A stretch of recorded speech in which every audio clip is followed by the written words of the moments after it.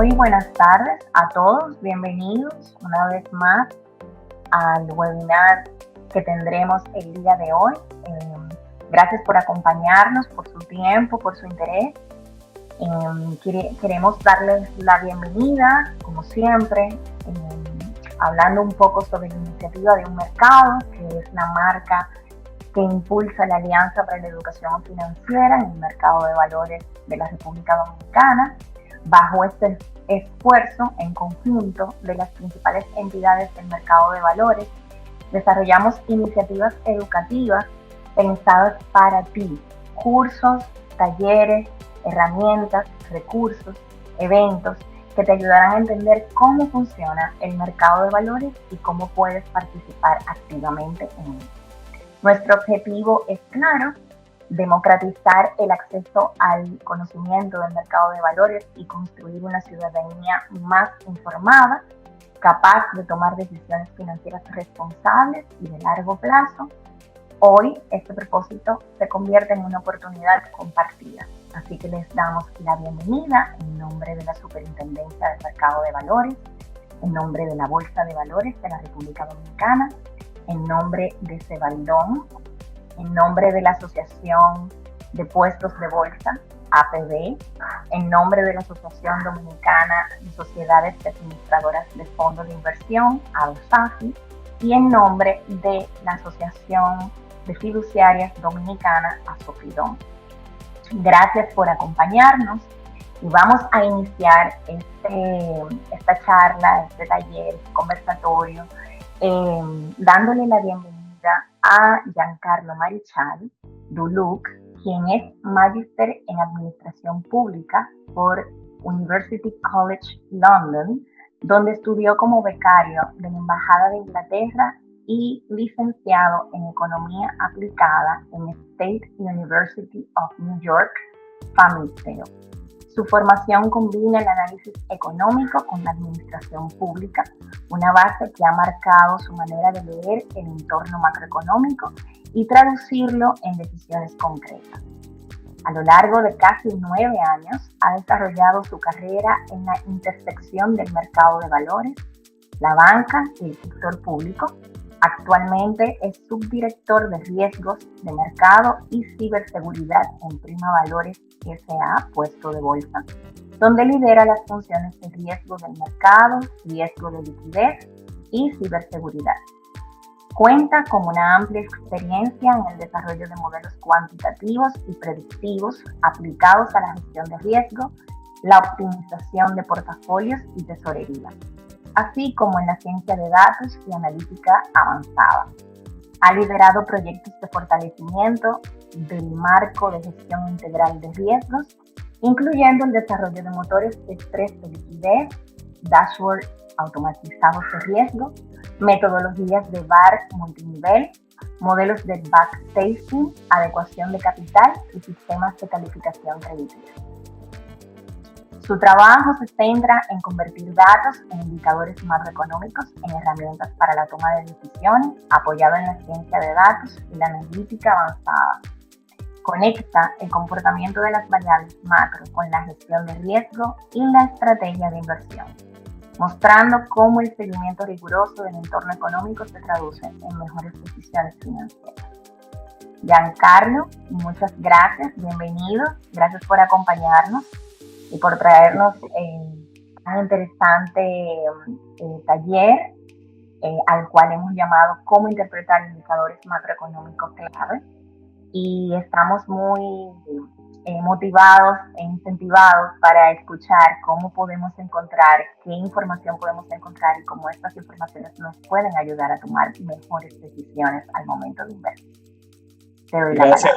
Gracias Lourdes por esa introducción, que ya no podemos defraudar después de esa introducción tan extensa y completa. Pero sí, gracias por la invitación. Para mí es un placer acompañarlos aquí y conversar un poco de este tema que la verdad que me apasiona mucho. Es algo que hago en el día a día y ya lo veremos, porque muchos de los ejemplos que utilizo acá son ejemplos de de estudios y análisis que hemos hecho aquí en la práctica. Entonces, creo que en esta hora puedo aportar algo y que se lleven algo interesante, una idea general de cómo hacer este tipo de análisis macroeconómico, cómo mirar los indicadores y nada.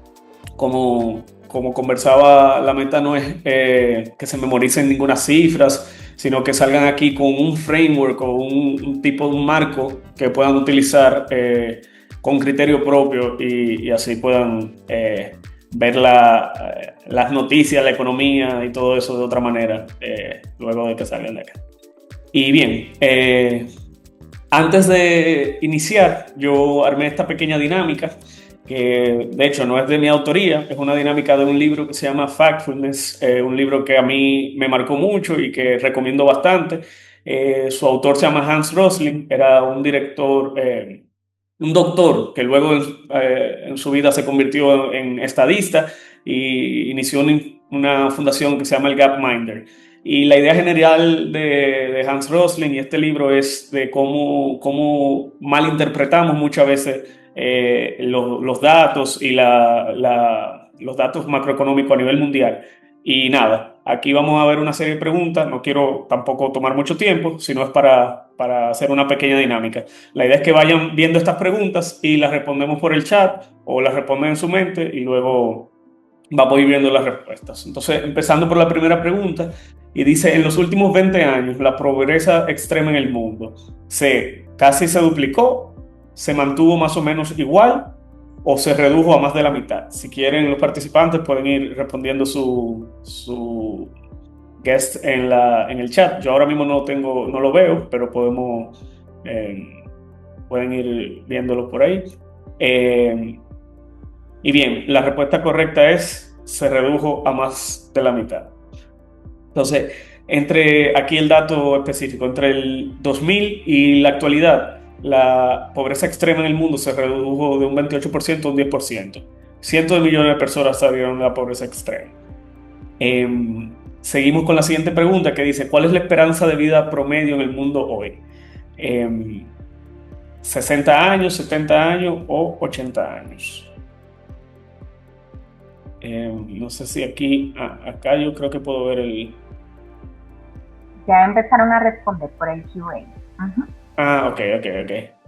Dicen por aquí 80. Bien. Yo diría como 70 aproximadamente. Ok, Lourdes dice 70, Cecilia dice 70. Y bien, la respuesta correcta es 70. El dato es 73 y de hecho, a inicio del siglo XX, hace algunos cientos y algo de años, esto andaba por 32. O sea, el mundo actualmente vive el doble de lo que en ese momento vivían, solo 100 años. Hemos reducido a más de la mitad. La siguiente pregunta dice, ¿qué porcentaje de los niños de 1 año en el mundo están vacunados contra alguna enfermedad? ¿El 20%, el 50% o el 80%? Por acá... Rosario Jiménez dice 80. Vamos unos segundos. B dice 50%. Miguel Elías dice el 70%. Y la respuesta correcta es el 80%. De hecho, el 85% al 2024. La gran mayoría de los niños del mundo reciben algún tipo de vacuna. Pero vámonos ahora a unas preguntas un poco más dominicanizadas, locales. En las últimas 2 décadas, la economía dominicana creció más lento que el resto de América Latina, a la par con el promedio regional o cerca del triple del promedio regional. Y aquí vemos la respuesta C. Bueno, mucha gente bastante informada en este grupo porque es correcto. El dato es que el 4.9% anual fue lo que crecimos en 50 años en promedio. Es la economía de más rápido crecimiento y casi 3 millones de personas han salido de la pobreza en estos últimos 2 décadas. Y la siguiente pregunta dice, en la última década la pobreza en República Dominicana aumentó, se mantuvo casi igual o se redujo de forma marcada. Perdón, ahí les di la respuesta antes de... Pero es correcto, la respuesta es que se redujo de forma marcada. La pobreza bajó de un 34% a un 23% entre 2012 y 2016. Hoy la clase media aquí en República Dominicana supera a la población dentro de la pobreza. Y por último, la última pregunta, sobre el riesgo país de la República Dominicana hoy. Se ubica entre los riesgos más altos de la región, justo en el promedio regional o entre los más bajos. Y ya Rosario entendió la dinámica de esta actividad, es entre los más bajos de la región. De hecho, estamos actualmente en el mínimo histórico, muy por debajo del promedio de Latinoamérica. Esto es algo muy bueno porque es como nos consideran las instituciones financieras en el mundo, consideran a la República Dominicana. Si se fijan, actualmente estamos alrededor de 1,64, 68. El promedio de América Latina es 2,60, por lo que estamos muy por debajo. Y bien, pero creo que entendimos al final la idea de esta dinámica y es precisamente esto. Es que la intuición muchas veces nos engaña y los datos nos corrigen. El mundo se mueve, como en este gráfico vemos, es el gráfico del Gapminder, hacia la derecha y hacia arriba, tanto en la esperanza de vida como en los ingresos por la persona. Estamos en un mundo mucho mejor, contrario a lo que en los medios, la noticia y el ruido nos informa. Y el antídoto para esto es justamente por lo que estamos aquí hoy, y es leer los indicadores correctos y saber dónde buscar la información correcta que necesitamos, tanto para la toma de decisiones en el día a día como para la toma de decisiones de inversión. Bien, entonces, pasando a la agenda de hoy, estaremos viendo los siguientes temas. ¿Por qué importan los indicadores? Vamos a ver un mapa general de cómo leer la economía, un framework, un marco, como lo quieran llamar. Vamos a adentrarnos un poco en los principales indicadores macroeconómicos: inflación, tasa de interés, crecimiento y empleo, el sector externo y el tipo de cambio, que en nuestro país son muy relevantes. Y luego vamos a ver cómo esto se conecta con el mercado de valores, el riesgo y cómo lo utilizamos para la toma de decisión. Vamos a ver algunos ejemplos puntuales y también vamos a ver algunas iniciativas que hemos desarrollado, muchos participantes del mercado, en este caso yo, pero muchos lo hemos desarrollado por distintos medios, y la idea es cuáles son esos principales cuellos de botella que tenemos y cómo se puede solucionar. Entonces, iniciando. ¿Por qué seguir los indicadores macroeconómicos? Entonces, las razones principales para ver la macroeconomía a la hora de las inversiones, ¿verdad?, en el mercado, son, número uno, porque nos dan contexto. Ningún precio de ningún activo se mueve sin una influencia de algún factor macroeconómico. Normalmente los precios de los activos, de los bonos, de las acciones, se mueven por razones más allá del precio en sí mismo. ¿Sí? Estas razones son muchas de contexto. Entonces, esa es una de las principales razones por la cual tenemos que ver los indicadores macro. La otra es porque nos anticipan la tendencia. No solo es importante saber qué indicadores, cómo se mueven, sino hacia dónde van, qué meta esperábamos de estos indicadores,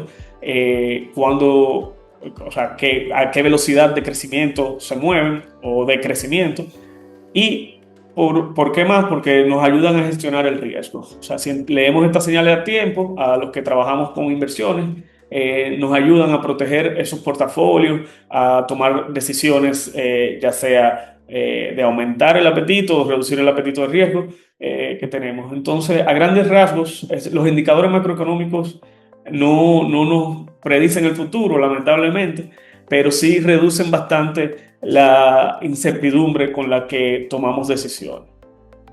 Y a la hora de tomar esa decisión, yo creo que el marco mental, que ya muchos quizá lo tenemos implantado de manera automática y a veces para bien o para mal lo usamos en todos los aspectos de nuestra vida, es cómo leer esas cuestiones. Y yo lo defino en estas 4 preguntas. Primero, el nivel, o sea, ¿dónde está? ¿Dónde está ese valor? Ya sea, digamos, la inflación. La inflación está en 5, pero, ok, ¿5 de qué? Entonces, El valor absoluto me dice muy poco, o sea, si no lo veo como un conjunto de valores, hacia dónde va la tendencia, ¿verdad? ¿Cuál es la expectativa del mercado de ese valor específico? En este caso, la inflación, lo utilicé como ejemplo. Entonces, entender el contexto completo es primordial a la hora de tomar decisiones. Y por último, el cuarto es la revisión, de dónde viene esa fuente. Ahora mismo tenemos un sinnúmero de fuentes, mucho ruido en los mercados, las redes sociales. Entonces, saber depurar la información que consumimos, de dónde viene y con qué ojo verla, si el dato es preliminar, si el dato es definitivo, todo eso importa a la hora de la toma de decisiones. Entonces, como regla práctica, aquí lo resumo en un dato, rara vez nos cambia la historia, hay que buscar la confirmación entre las otras variables que impactan el mercado, ya sea la inflación, sí, pero cómo están los precios, cómo está la tasa, cómo está, todo se conecta y todo influye en uno con el otro. Por eso es tan interesante esto de los mercados, porque nunca es lo mismo, siempre hay algo distinto pasando. Entonces, vamos a entrar a la primera sección y esta es, vamos a hablar sobre los dos principales indicadores, digamos, que son la inflación y la tasa de interés. Y bien, la inflación es, como dice aquí, el termómetro de los precios y el precio del dinero, ¿verdad? La inflación mide ese ritmo en el que sube los precios a través del índice del precio del consumidor, que es un indicador, el cual en nuestro país lo publica el Banco Central, que nos indica qué tan caro, qué tan barata están las cosas, poniéndolo en términos llanos, ¿verdad? Pero la inflación tiene digamos, un aspecto que es, y es cómo la segregamos. Tenemos la inflación general, tenemos la inflación subyacente. No sé si pueden ver el gráfico, porque a mí, ok, creo que aquí, ahí sí lo ven. Sí, se ve. Ok, creo que a mí me tapaba un poco la imagen, pero bien. Entonces, tenemos la inflación general y tenemos la inflación subyacente. La inflación subyacente no es más que la misma inflación sacándole esos aspectos que la hacen más volátil. Y esos aspectos que la hacen más volátil son los alimentos y los combustibles, porque varían mucho de precio y uno también varía por el otro. Entonces, cuando vemos la inflación, es importante siempre saber dónde está la inflación subyacente a la vez. ¿Por qué? Porque muchas veces lo que podemos estar viendo es más ruido que de hecho tendencia. Y yo creo que un ejemplo perfecto creo que este webinar vino justo en un momento donde hay muchos ejemplos perfectos de temas macroeconómicos. Es el tema del conflicto del Estrecho de Hormuz, que como todos saben ha afectado bastante el precio de los... un segundito. Ha afectado bastante el precio del petróleo. Estoy buscando, no sé si ven la flecha de mi... ¿Se ve? Ah, ok, para ir señalando, perfecto. Entonces, como vemos aquí, entre marzo y abril, miren cómo el repunte que tomó la inflación, ¿correcto? Si vemos eso, cualquiera se alarma y dice, pero ¿qué está pasando? Sin embargo, ¿por qué es importante ver la subyacente? Porque nos da un big picture, nos da una imagen más grande de lo que de verdad está pasando. Y vemos que si bien la inflación subyacente en ese mismo periodo aumentó, el aumento es más sutil. Entonces, cuando segregamos la data, nos ayuda a tener una mayor visión de lo que realmente está pasando y no dejarnos influenciar por estos ruidos puntuales que igual influyen. Este tema no es un tema menor, pero sabemos que podemos atribuirle ese aumento, ese repunte directamente a esto específico y no a ninguna otra toma de decisión del gobierno central o del banco o del sistema financiero. Entonces es importante siempre poder entender la estructura de estos indicadores, porque si no podemos malinterpretarlos. Entonces, continuando con... Un segundo. Ok. Continuando con la tasa de interés y la política monetaria. Y si, como le dije anteriormente, si la inflación la consideramos el termómetro de la economía, la tasa de política monetaria viene siendo ese termostato y viene siendo esa herramienta que utiliza el Banco Central para controlar el precio de referencia del dinero.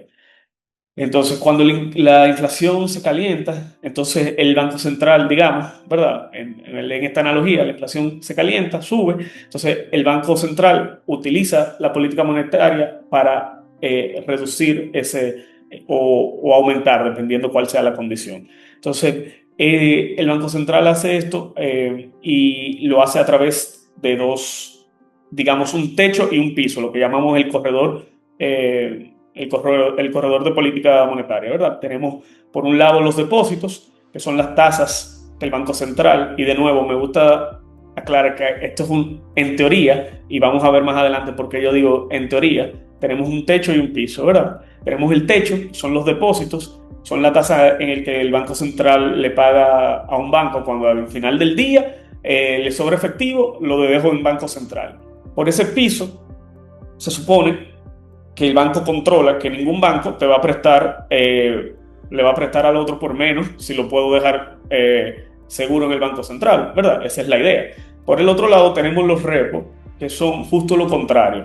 El repo es el techo, digamos, y es cuánto me paga el banco por mis bonos, por yo dejarlo ahí, overnight, ¿verdad? De un día a otro. Se supone que el banco utiliza estos parámetros para controlar hacia dónde quiere dirigir esa tasa de política monetaria. Pero no siempre esto funciona así. Más adelante vamos a ver un poco por qué. Y esto es algo que nos debe importar porque al final esta política monetaria es lo que dicta igual y hacia dónde van las tasas de nuestros productos como persona física, hacia dónde van las tasas de nuestros préstamos, de nuestros ahorros y hacia dónde van los precios de los bonos. Entonces, esta decisión es muy importante y su impacto en la economía va hacia, en muchos aspectos, digamos. Entonces, aquí tengo un gráfico que lo tomé de un artículo que escribí recientemente para ver este tema de cuál es la verdadera influencia de esa tasa de política monetaria actualmente en la economía dominicana. Y si vemos aquí hay mucho pasando, digamos, ¿verdad? Pero vemos que por un lado tenemos la tasa de política monetaria, que es esta línea punteada, se ve mi flecha, correcto, se ve la flecha aquí del mouse, ¿verdad? Esta es la tasa de política monetaria, tenemos la tasa pasiva y en la línea azul acá, y la tasa interbancaria en la línea naranja. Por acá arriba, bien lejos, tenemos la tasa activa, que es la tasa, ¿verdad?, de la banca múltiple, y en la línea roja tenemos la tasa de repos o de depósito implícito de los intermediarios de valores. Entonces, ¿qué yo veo en esta gráfica? Yo veo que cada vez más las tasas están dejando de respetar ese techo o ese piso que el Banco Central está otorgando, por muchos factores. Luego del ciclo de endurecimiento entre el 2022, post-COVID, se hicieron muchos aumentos de tasas, los bancos lograron colocar mucho dinero en instrumentos y ya no necesariamente la tasa de política monetaria, si bien sí está dictando la dirección, no está dictando el número en sí. O sea, la tasa se está despegando un poco, las tasas en general, de ese corredor de política monetaria. Y en el próximo gráfico lo vamos a ver mucho más claro. ¿Qué vemos en este gráfico? Este gráfico es el spread de la tasa interbancaria del corredor de política monetaria. Entonces, ¿qué mide la gráfica? Mide la distancia entre la tasa interbancaria y el techo del corredor. ¿Cuánto se aleja ese techo? Digamos, cero es el techo acá, ¿verdad?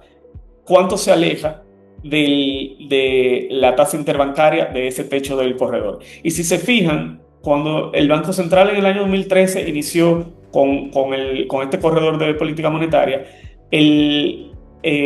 la economía o las tasas se respetaban estrictamente ese techo. Hasta el 2020 casi nunca nos salimos, o sea, son varios puntos específicos donde se rompió ese techo. Sin embargo, luego de la pandemia, ese techo se ha roto y ya llevamos, a la hora de yo escribir este artículo hace unos meses, en mayo, ya llevamos 43 meses por encima de ese techo. ¿Y qué me dice eso como inversionista? Bueno, cuando la tasa que el mercado realmente te está otorgando se separa de esa tasa o de ese techo del Banco Central, es muy difícil que poder saber cuál es el valor real del instrumento, ¿verdad? Y esto genera tanto una oportunidad como un riesgo a la hora de la toma de decisiones. Al final, la razón de ser de la política monetaria es que esto se esté respetando, pero hay condiciones del mercado que eventualmente hacen que los mercados se separen un poco del Banco Central. Igual, más adelante vamos a ver otras herramientas que el Banco Central tiene para igual seguir controlando estas tasas que en algunos momentos pueden ser un poco... eh, pueden estar un poco fuera de la regla teórica. Entonces, pero eso lo vamos a ver un poquito más adelante. Ahora mismo, entonces, quiero pasar a que veamos un poco sobre el crecimiento y el empleo. El crecimiento y el empleo nos dicen bastante de la economía, nos dicen qué tan rápido y qué tan sano estamos creciendo. Y para medir esto tenemos varios indicadores, empezando por el PIB, que es algo que todos hemos escuchado, el Producto Interno Bruto, y ese PIB es el valor total producido en el país, ¿verdad? Lo que producimos como nación. Está segmentado por varios grupos, pero ese PIB a la hora de la toma de decisión, y más en los mercados, donde estamos en vivo todos los días, el PIB se publica trimestralmente, tiene un rezago a la hora de su publicación, entonces quizá no es el indicador más oportuno a la hora de la toma de decisiones, de saber cómo se está manejando la economía. Sin embargo, sí tenemos el índice, el IMAE, que es el índice mensual de actividad económica, y esto es un termómetro que está un poco más en vivo y que podemos ver en el día a día y que de hecho el PIB se deriva de él, de cómo está la actividad económica en nuestro país. Estos son los dos principales indicadores que utilizamos, y no solo a la hora de verlo, no solo vemos, como le decía cuando hablábamos del marco, no solo vemos cuál es el número, dónde está ahora, sino qué ritmo lleva y si se está acelerando, desacelerando, qué sectores lo están empujando. Todas estas preguntas son muy relevantes porque a la hora de la toma de decisión hay muchos factores que juegan. Entonces, bueno, quizá en este primer periodo del año el PIB se ha desacelerado, digamos, me estoy inventando algo, pero sabemos que por ahí viene la temporada alta del turismo, lo cual va a empujar el crecimiento de la actividad económica por ese sector. Entonces, así nosotros los que tratamos de predecir o tener una idea de hacia dónde van los mercados, podemos ir generando nuestros modelos y viendo hacia dónde se dirige un poco la economía. Obviamente hay factores que no vemos y que no controlamos, pero la idea es tener la mayor información posible dentro de nuestra disponibilidad, ¿correcto? Entonces, otro factor que vemos es el mercado laboral. En nuestro país este factor es un poco complicado porque, como todos sabemos, tenemos un sector informal muy grande. Sin embargo, el Banco Central, el Ministerio de Hacienda, la ONE han generado información de valor en este sentido. Tenemos tasa de desempleo que mide la calidad del empleo. Tenemos también las encuestas, la NFT y la NSFT que realiza el Banco Central, que nos van dando una idea en vivo de qué tanto de este crecimiento económico realmente se está transfiriendo a la población. Y a través de esto podemos también ver qué tanto aumenta o no la demanda interna de productos y otros indicadores que nos van dando una idea de cómo realmente se está dinamizando la economía y por ende cómo se van a ver afectados los bonos y las inversiones en la República Dominicana. Em, por o sea, el siguiente punto, el siguiente bloque, estaremos viendo lo que es el sector externo y el tipo de cambio, eh, y cuál es la conexión de nuestra economía con el resto del mundo. Entonces, aquí tenemos varios factores que influyen en este aspecto del sector externo. Y estas son las cuatro piezas que yo entiendo siempre tenemos que ver en conjunto. Si se ven por separado, nos pueden malinterpretar un poco la información. Y esas son el tipo de cambio, que es el precio del dólar, que se resume en cuánta confianza hay en la moneda local, cuál es el flujo que tenemos y cuánto diferencial de tasa se genera.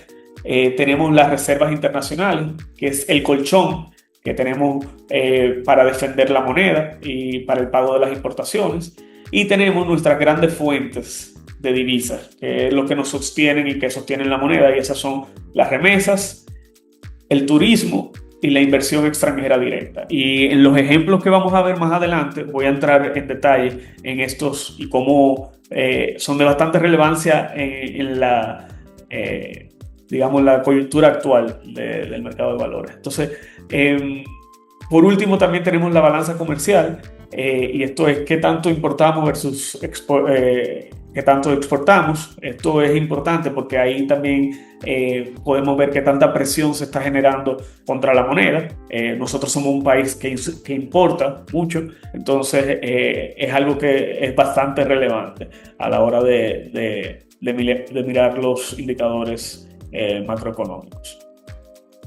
Entonces, me quiero centrar un poco aquí en el tema de las divisas y ese flujo de divisas que tenemos, porque incluso recientemente hemos visto cómo nuestra moneda se ha apreciado a una velocidad bastante pronunciada en los últimos meses, contrario incluso a las expectativas macroeconómicas que teníamos a inicio de año. Y vamos a entender un poco de dónde viene esa apreciación.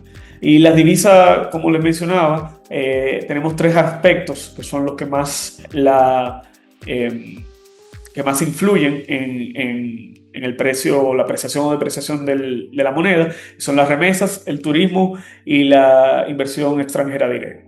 El turismo claramente es el motor de nuestro flujo de remesas, de divisas. Incluso es lo que más, aunque si bien las remesas representan una gran parte del ingreso de las divisas, la que más se ha acelerado, donde más cambio hemos visto en los últimos años es en el turismo.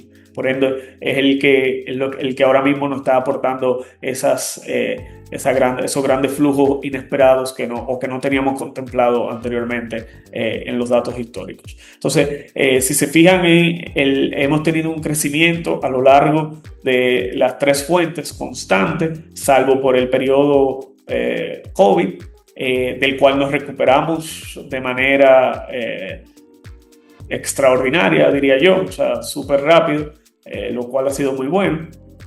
Y quiero pasar a la siguiente gráfica que me resulta bastante relevante en la actualidad, porque escuchamos mucho con los eventos recientes de la apreciación del peso. Se ha escuchado bastante el tema de que el dólar el dólar se ha depreciado a nivel mundial y esa es la razón de la depreciación de la moneda. Y yo tengo una opinión muy distinta a lo que muchas personas o muchos economistas, políticos se han pronunciado sobre el tema. Y la verdad que mi visión, en mi opinión, es mucho más optimista y refuerza lo bien que hemos venido gestionando a nivel nacional el tema de nuestros ingresos. Y si se fijan en este gráfico, tenemos lo que se llama un un beta rolling window y se lo voy a aplicar en español esto.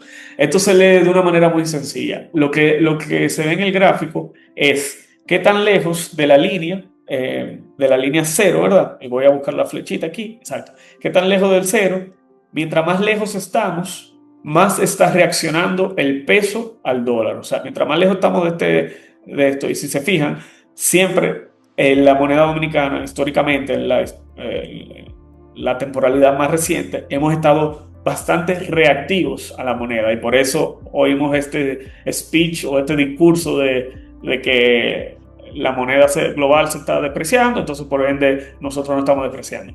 Sin embargo, cuando vemos el valor actual de ese beta rolling window en el 2026 es casi nulo o cero, 0.0001. O sea que hoy básicamente el peso dominicano, lo que nos dice este gráfico, está totalmente desacoplado de cómo se mueva el dólar a nivel global. Y esto es una buena noticia, porque lo que nos dice esto es que lo que mayor aporta al movimiento de tasas son nuestra producción interna, turismo, remesas e inversión extranjera directa. Estos son los aspectos que verdaderamente están influenciando y han llevado a nuestra moneda a apreciarse en los últimos meses, incluso más de lo que esperábamos o pronosticábamos. Entonces, pasando a la siguiente gráfica, más adelante tengo otra gráfica sobre este mismo tema, haciendo un refuerzo sobre la apreciación de la tasa cambiaria.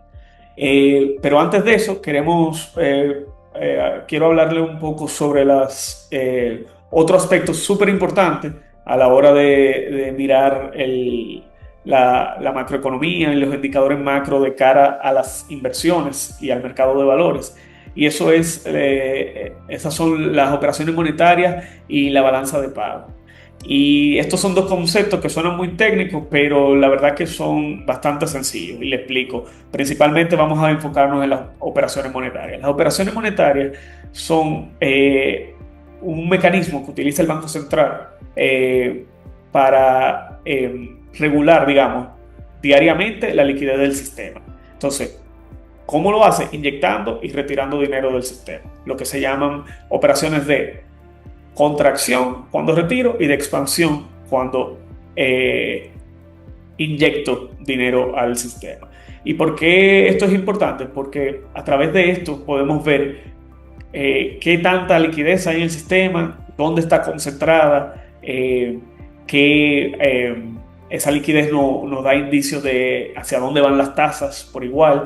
Es un indicador súper poderoso. Yo todas las mañanas entro al Banco Central y descargo operaciones monetarias diarias. Yo creo que antes de tomarme un café. Es algo que me da mucha información y mucha visión de dónde está el mercado y dónde están colocando el dinero a nivel macro general. Por igual, la balanza de pagos está en la misma pestaña en el Banco Central. Registran las transacciones con el exterior, ¿no? Ahí vemos las cuentas corrientes, comercio, remesa, turismo, vemos la inversión y los pagos de los préstamos y vemos esos resultados netos y por ende vemos el movimiento de las reservas, que es bastante relevante a la hora de estimar o ver hacia dónde va el mercado. Entonces, quiero pasar al siguiente gráfico para darle una visión práctica de cómo esa observación de las operaciones monetarias me llevó a una conclusión muy específica de un evento que estaba pasando en el sistema y del cual no se estaba hablando en las noticias, no se estaba hablando en ningún espacio, por lo menos en ningún espacio público, digamos. Y esto es información pública, es información que todos tenemos al alcance. Y es un análisis de estas mismas operaciones, las operaciones monetarias diarias.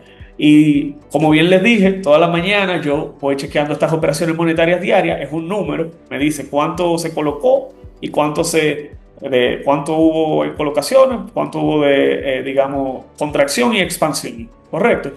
Y si ven bien esta gráfica, vemos que las barras son las expansiones, ¿verdad? Y está en este eje de la izquierda. Mientras que la línea punteada son las operaciones de contracción y están en este eje de la derecha. ¿Qué pasa? Y la lógica nos lo dice. Cuando tenemos bajos niveles de expansión, es porque el banco no está inyectando dinero, sin embargo, está retirando dinero, ¿verdad? Vemos como siempre esta línea, si esta línea está alta, esto está bajito. Por igual aquí, cuando esto aumenta, pues esa línea baja, de hecho, ¿verdad? Porque ¿qué quiere decir esto? Que el banco está expandiendo, o sea que no hay liquidez, entonces está inyectando liquidez al sistema. Pero ¿qué empecé a ver en los primeros días de marzo? Y por eso realicé este análisis. Y este es un follow-up análisis a mi análisis inicial en mayo, pero en marzo, que es esta primera barra roja al final, y yo empiezo a notar un volumen inusual de operaciones monetarias diarias, de expansión. Pero no solo eso, porque si tú me dices, bueno, Giancarlo, pero aquí en el 2025 tenemos una barra mucho más grande, claro, ¿verdad? Es obvio, pero miren cómo esta barra grande estuvo acompañado de una línea bastante baja. ¿Por qué? Tuvimos mucha expansión, por ende tuvimos poca contracción. Sin embargo, lo que yo estoy viendo en este episodio específico es que tenemos las expansiones en un C-score, que esto es como medimos las desviaciones estándar, más adelante le voy a explicar, de 2.04, pero al mismo tiempo tengo mi contracción en un nivel súper alto y eso no es normal. Y efectivamente, cuando yo empiezo a indagar y a mirar la data y a calcular, veo que este episodio de marzo se encontraba en el 97.7% de los episodios de la data histórica hasta donde da el histórico en el Banco Central. O sea, esto quiere decir que solo 2% de los meses de toda la historia de la economía registrada han actuado como estaba actuando ese marzo. O sea, es un episodio totalmente inusual. Pero no solo eso, al mismo tiempo, esto estaba acompañado con esa política de contracción, vuelvo a la gráfica anterior, que estaba en el 88.7% de los episodios. O sea, los dos estaban en sus extremos más altos. Y esto no hace sentido porque o tú estás contrayendo o tú estás expandiendo, pero porque tú estás haciendo las dos cosas al mismo tiempo, ¿verdad? Porque el Banco Central está haciendo las dos cosas al mismo tiempo. Y esa es la importancia de ver los datos en conjunto. O sea, ver todo esto, si tú lo ves por separado, no te llama la atención. Si lo ves junto, tú dices, wow, mira, esto no es normal. Y efectivamente, ¿cuál es el outcome? Y no lo tengo aquí porque no era la idea del ejercicio, sino era más bien darle ese snap y esa metodología de pensamiento. Era entender que ese episodio, independientemente, las operaciones de contracción y expansión, si la veías aislada, no eran nada inusual o estaban altas, pero no nada fuera de lo normal. Sin embargo, cuando lo vemos juntos, es un episodio único. Marzo de 2026 es el marzo con el volumen más alto de la historia de política de expansión, ajustado por inflación, como ustedes lo quieran ver. Y al final lo que nos dice esto, cuando tú estás expandiendo y contrayendo tan alto, es que si bien hay liquidez en el sistema, esa liquidez está concentrada en unos pocos players, digamos, unos pocos jugadores, unas pocas instituciones financieras. Entonces, cuando el Banco Central está contrayendo y expandiendo a esa medida, la única lógica es que está sacándole liquidez a algunos participantes que tienen mucha liquidez y para colocarle a otros que ya han ido a tocarle la puerta por la interbancaria a esos participantes y no se la han abierto y han ido, digamos, en auxilio al Banco Central. Y esto no es una información pública, pero con las informaciones públicas yo puedo llegar a esas conclusiones. Y por eso es importante siempre poner la data en contexto, ver varios indicadores, ver esto que está acá con esto que está allá. Tenemos los portales de la superintendencia que también nos dan este tipo de información. Entonces, ¿cómo el mercado pone? Vamos a pasar a cómo el mercado, cómo vemos esto en el mercado y algunos indicadores. Veo que me queda un tiempecito todavía, ¿verdad? Entonces, voy a avanzar un poco más rápido. Entonces, los indicadores de mercado y riesgo, tenemos los rendimientos de los bonos, que es muy importante a la hora de la toma de decisión. Tenemos los commodities, el petróleo específicamente. Esto nos afecta en todos los aspectos, tanto el déficit fiscal como las tasas de cambio, etcétera. Tenemos el riesgo país, que lo vamos a ver más adelante. También tenemos los índices de volatilidad, y también prefiero verlo en los ejemplos que entrar en detalle aquí. Entonces, ¿qué es el EMBI o el Emerging Market Bond Index? Esto es la medición del riesgo país. Es un indicador que nos indica qué tan riesgosos somos frente a los bonos del Tesoro de los Estados Unidos, que se considera digamos, la tasa cero, ¿verdad? Cero riesgo.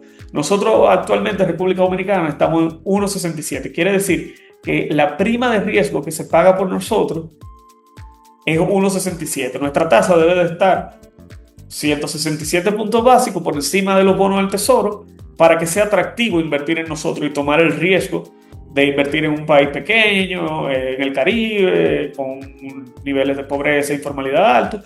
Eso es lo que nos dice este número. Pero lo interesante de este número es cómo está actualmente. Actualmente estamos por debajo del promedio global y por debajo del promedio de Latinoamérica, lo cual nos pone a nosotros, a la República Dominicana, en una excelente posición. Y aquí empezamos a ver los casos prácticos. Me voy a saltar este slide porque creo que los otros son más relevantes. Aquí lo que quería demostrar de manera visual era cómo una cadena de efecto dominó del petróleo, ¿verdad? Primero sube el petróleo, eso es el choque que viene de fuera, eso no lo controlamos. Luego,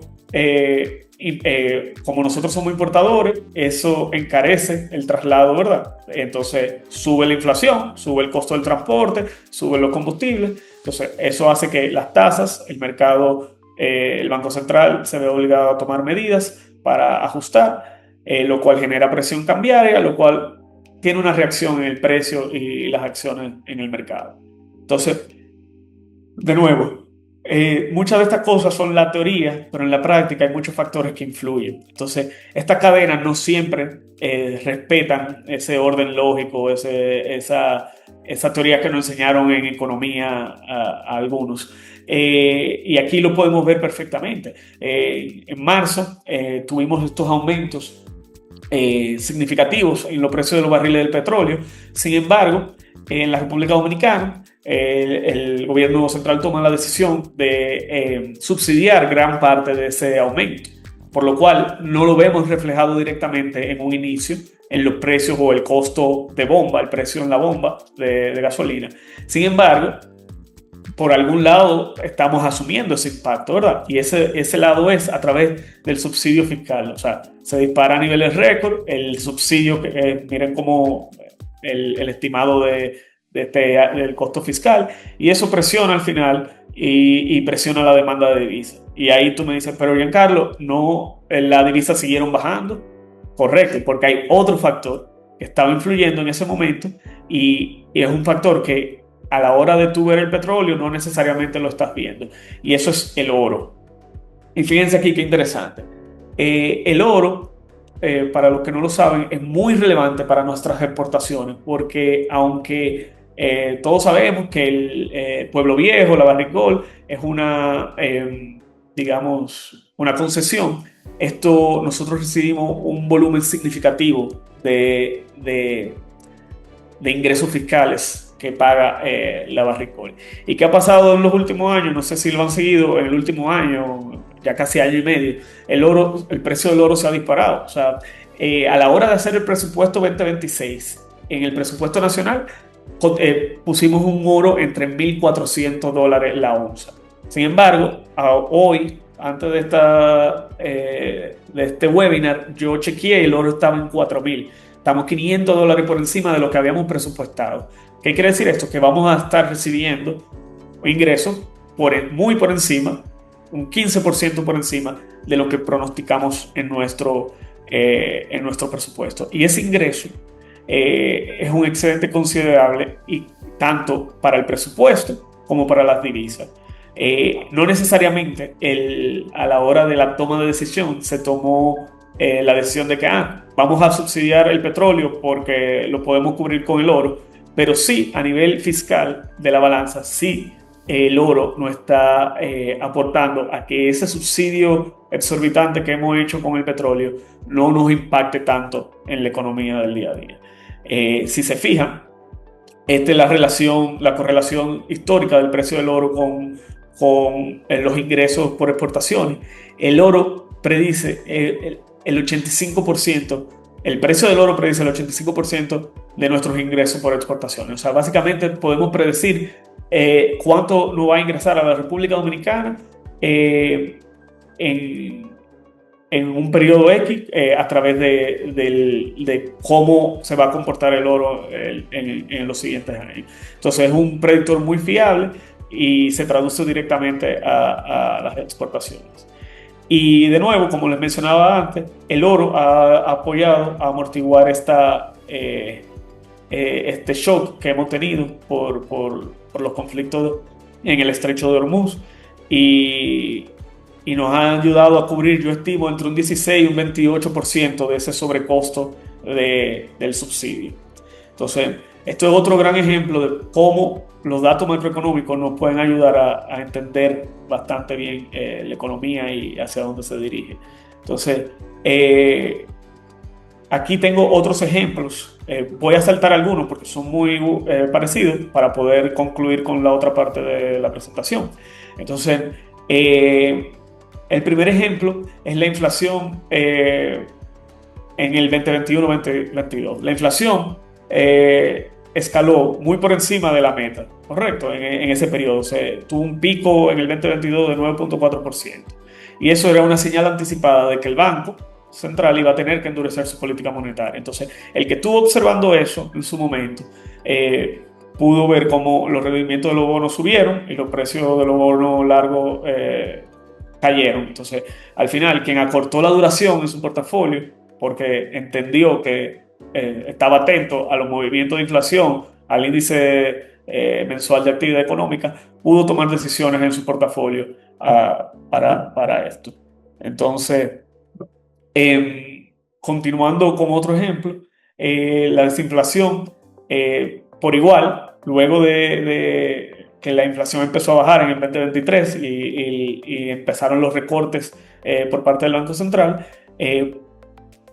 pudimos empezar a tomar decisiones acorde en las posiciones que tenemos en nuestro portafolio. Entonces, esto es por lo cual nosotros en el día a día estamos muy atentos a estos movimientos, porque todo se traduce a precios, todo se traduce a tasa.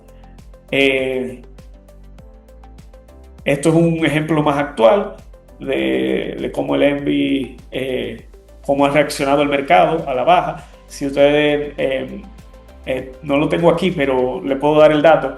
Durante el mes de abril llegamos a un pico de 2.60, 2.70 el ENVI en la República Dominicana, luego que estábamos en 1.68, porque aumentó el riesgo país por la incertidumbre del estrecho de Hormuz. Sin embargo, desde marzo a la fecha ya volvimos y hemos sido de los países que más rápido hemos vuelto al precio que verdaderamente, el riesgo que verdaderamente tenemos, que es 1.64. Y el que pudo estar en el mercado en ese momento pudo aprovechar esos movimientos en marzo a la alza y de marzo hacia acá a la baja. Entonces, estas son señales que si estamos en el día a día podemos ir anticipando. Esto es la curva de rendimiento que aquí lo pongo y también lo voy a dejar en las referencias. Es una evidencia de la Fed de Nueva York, de un paper que nos enseña que el diferencial de tasa es uno de los predictores macroeconómicos más confiables, más que cualquier indicador del mercado, más que cualquier índice.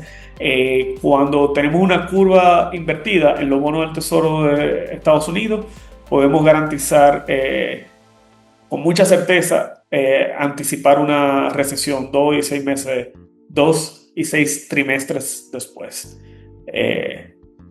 Entonces, acá vemos un poco lo que le mencionaba de la descomposición del peso, de la apreciación del peso, cómo cómo descomponemos esa depreciación que tenemos y cuáles fueron los principales factores que influyeron. Si vemos, los principales factores fueron turismo y remesas, y por último, la intermediación del Banco Central.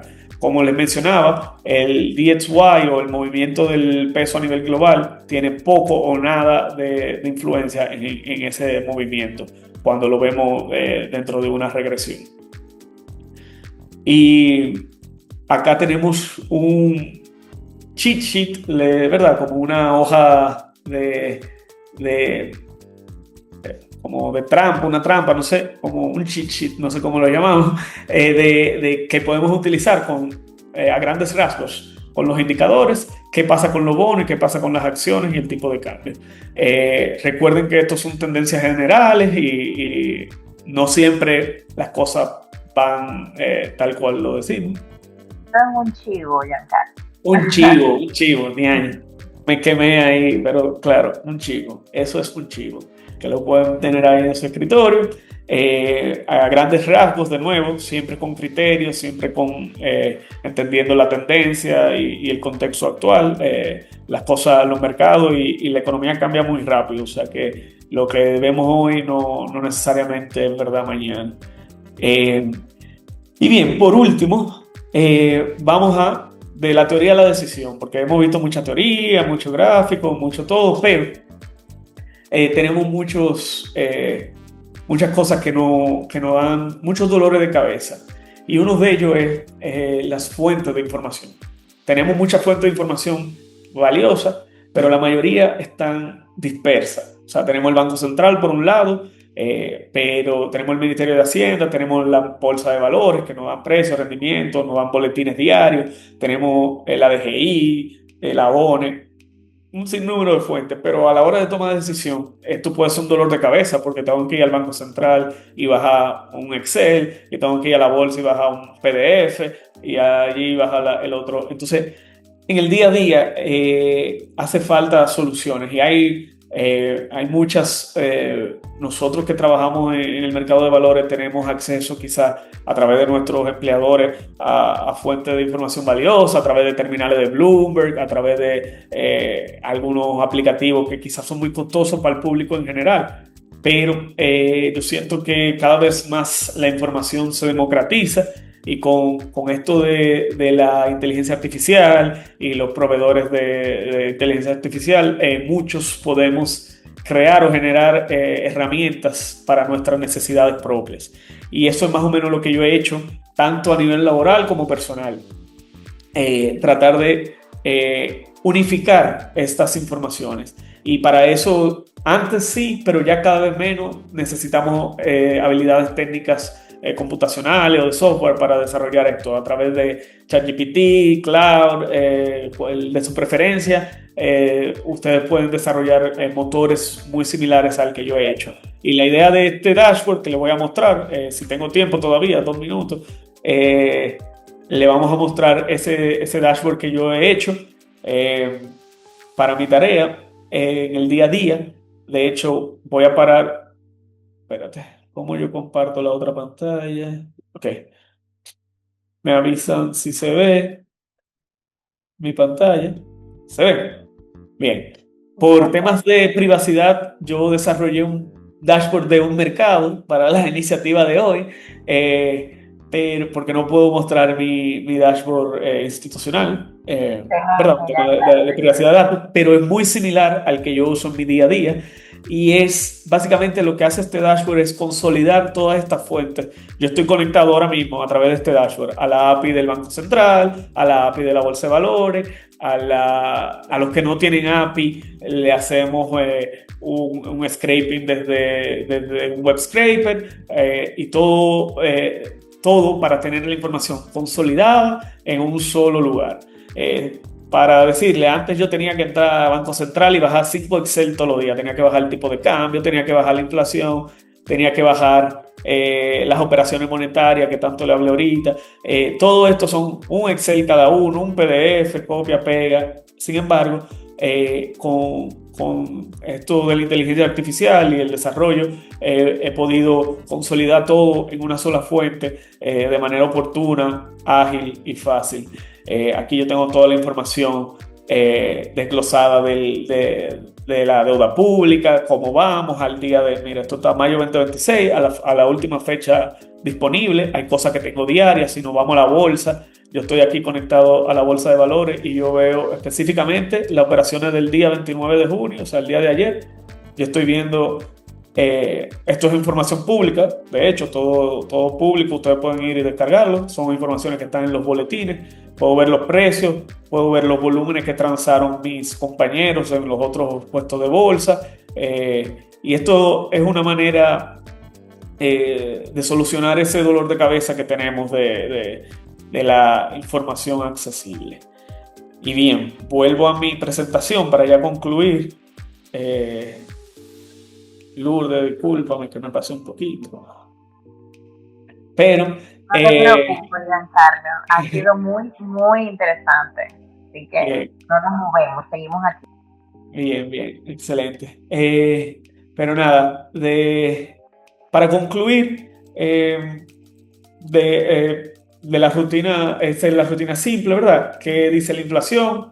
¿Qué dice la economía? ¿Acelera o no? ¿Hacia dónde está la presión? ¿El tipo de cambio? ¿El petróleo?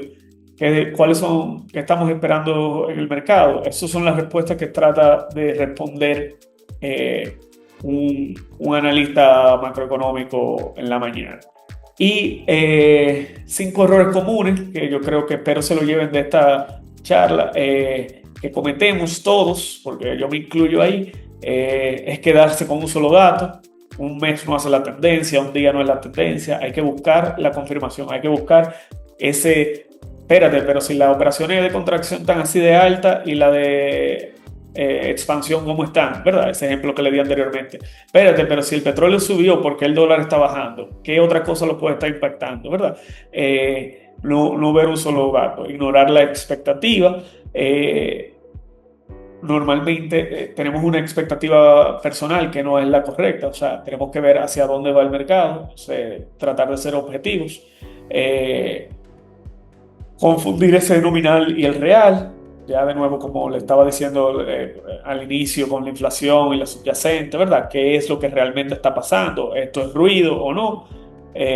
También tomar en cuenta los rezagos. Muchas veces hay información que estamos consumiendo que es muy vieja, ¿verdad? Si yo espero a que salga el Producto Interno Bruto en abril, de marzo, a finales de abril ya estoy tarde. Entonces tengo que tratar de anticipar, tengo que tratar de buscar esos indicadores que me dicen hoy hacia dónde vamos y dónde estamos. Y mirar la economía sin el mercado, obviamente. No se puede mirar una cosa sin la otra. Los precios lo marca la economía al final. Entonces, por eso es tan importante a la hora de tomar decisiones de inversión, ver dónde está la economía, porque va a impactar directamente en los precios. Y esto espero sea lo que se hayan llevado a casa. Leer con un marco, conectar estos puntos, comparar con la meta, cuál era la expectativa, estamos hacia dónde vamos, nos pasamos, estamos muy atrás, y centralizar la información. Ver los datos por separado es algo horrible, te causa mucho ruido, te causa muchos sesgos. Tenemos que tratar de siempre ver todo de la manera más integral posible, aunque tengamos algunas cuellos de botella ahí en el camino que nos lo impiden. Y nada, ahí les dejo algunas referencias, las voy a dejar en pantalla y abro, no sé si hay algunas preguntas o si tenemos tiempo para las preguntas, porque me pasé un poquito. Yo creo que podemos dedicarle, Giancarlo, por lo menos 5 minutos. Realmente no hay tantas preguntas. Yo creo que la presentación fue muy completa. Pudimos ver muchas tendencias, muchos datos. Tú hiciste un resumen al final bastante clave de qué es con lo que debemos quedarnos, de qué es lo que debemos considerar y tener en cuenta. Hay una pregunta hecha por Gabriel Mayen. uno de nuestros alumnos del diplomado, hola Gabriel, que dice, ¿cómo la Hola, Miguel. implementación del mark to market en la tesorería de la banca ha impactado la medición de riesgo en el mercado de República Dominicana? Muy buena pregunta. De hecho, ha tenido mucho impacto y lo estamos notando en los precios. O sea, a los bancos estar marcando mark to market, o como bien lo dice Gabriel, los precios se han corregido bastante y estamos viendo el impacto en los precios de Redeval, que vemos es el proveedor nacional que tenemos. Pero sí, se ha visto la diferencia bastante. Es algo positivo para el mercado en general. Me imagino que para los bancos ha sido un reto, pero es hacia donde debemos de ir. Sí, correcto. La verdad es que todo esto se ha implementado en el primer mes del año, o sea que es algo reciente, pero es algo que ya se están viendo los resultados de la implementación de todo el tema del mark to market, o sea que ha sido sumamente positivo. Eh, um, bueno, hay algunos comentarios. Felicitaciones, Giancarlos, excelente presentación y muy oportuna, de Sare Elías. Richard Arostegui dice muchas gracias, muy informativo y mucha información entregada de manera ágil y fluida. Hay unos comentarios anteriores, como unas preguntas en algunos momentos de la presentación. Alguien decía, en RD excluye alimentos y combustibles o en todo el mundo. Yo creo que eso fue en algún momento de la presentación, Giancarlo, no sé si... Sí, sí, la verdad que no puedo garantizar que en todo el mundo, pero sí se miden en muchas circunscripciones, digamos, para no decir en todo el mundo, sí se excluyen los alimentos y los combustibles. Depende de qué tanto impacto tienen. Yo me imagino que en Arabia Saudita no excluyen el combustible porque no debe de tener mucho impacto, pero la verdad que no sé si es algo a nivel global, pero sí, es una práctica común y es buena práctica, de hecho, en mi opinión. Y veo otra pregunta, ya la tengo aquí, dice tasa de desempleo baja, ¿cuál es? La verdad que ese dato sí se lo voy a deber, no tengo el dato exacto hoy aquí, pero la tasa de desempleo ha estado bajando de nuevo. En nuestro país tenemos que tomar la tasa de desempleo con cucharitas porque tenemos un sector informal muy grande, entonces es un reto estimar eso en general, o sea, no es un tema de quién lo estime, sino de que la verdad que con un sector informal tan grande es difícil. Claro. Bueno, Giancarlo, muchísimas gracias por tu tiempo, la verdad súper completa la presentación, estamos seguros que va a ser de muchísimo valor para todos los que hoy pudieron participar. Vamos a tener disponible esta presentación para que las personas puedan volver a verla, puedan volver a consultarla, le puedan dar un print screen ahí a ese chiquito que tú pusiste por ahí, Giancarlo, de qué debemos tener en cuenta, qué datos debemos tener en cuenta. Y nada, para que más personas también puedan tener acceso a esta información, agradecerte por tu tiempo, por el esfuerzo y por esta interesantísima presentación que has desarrollado el día de hoy. Simplemente exhortarle a todos los que nos acompañan que se mantengan atentos de todos los webinars, los cursos, los talleres, las herramientas, que vayan al portal, visiten el portal de Un Mercado y se mantengan informados. Y muchísimas gracias, Giancarlo. Gracias a ustedes y espero que sea de valor para todos y para los participantes y futuros participantes del mercado. Y Eh, futuros participantes, así mismo. Muchísimas gracias y que pasen un buen día.